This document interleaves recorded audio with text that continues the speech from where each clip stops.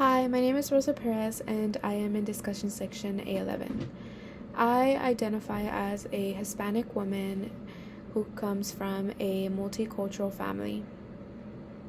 My perspective is based on my experiences growing up in a working class neighborhood and family where many families face economic struggles.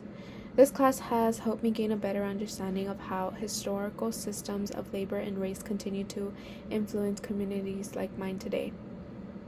I decided to talk about week 7, which discusses labor and race-based nationalism. One of the concepts of week 7 that really stood out to me was Asian exclusion and racial hierarchies. This concept has really shown me that labor and race-based nationalism reflect how national identity in the US is intertwined with race, which makes immigrants be seen as threats to the labor market. This resulted in laws that excluded Asian communities. I didn't really realize how much anti-Asian sentiment in the US is driven by job competition and not just racism.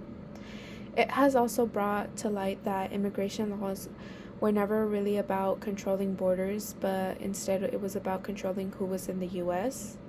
The link between labor and race really helped me understand why certain groups were historically denied citizenship and how history continues to repeat itself, as we see today that it is still very difficult for many immigrants to gain citizenship and have those economic opportunities.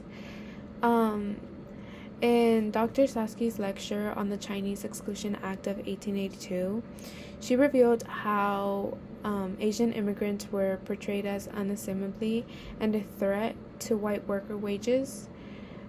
She also brought to light that immigration laws that were enforced were highly focused on preserving a white national identity, which is why many Asian immigrants were denied citizenship and economic opportunities. This also highlighted the deep connection between race and labor in American politics and systems. I also decided to talk about week 9, which talked about incarceration and rightlessness. One of the concepts that really stuck to me was prison industrial complex and systematic racism. This means that prison industrial complex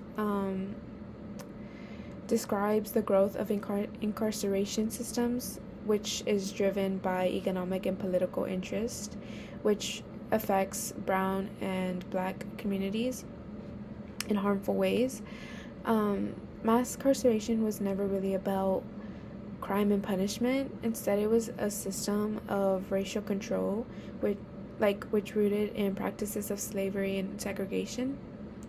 I used to think prisons were just for people who convicted crimes, but this week has showed me that incarceration is often about controlling marginalized groups, especially Black and Latinx communities, and how many corporations profit from their imprisonment. This concept has really reminded me of how many people are from marginalized communities are being wrongfully convicted because corporations want to gain profit from their imprisonment. This has also made me think differently about social justice and the need for prison reform. In one of Professor Goslin's lectures, she explains how mass incarceration limits and withholds any progress that is being made in these marginalized communities, which proves that this was never really about fighting crime, but instead about creating a legal way to strip communities from their rights. This honestly to me felt like a modern day slavery hidden behind the walls of criminal justice. The topic that has impacted me the most was race and hidden origins of slavery. I learned how slavery is tied to the development of American capitalism and the entire nation's economy. This honestly made me reconsider the historical narratives that are being taught in schools and the importance of addressing uncomfortable truths in U.S. history.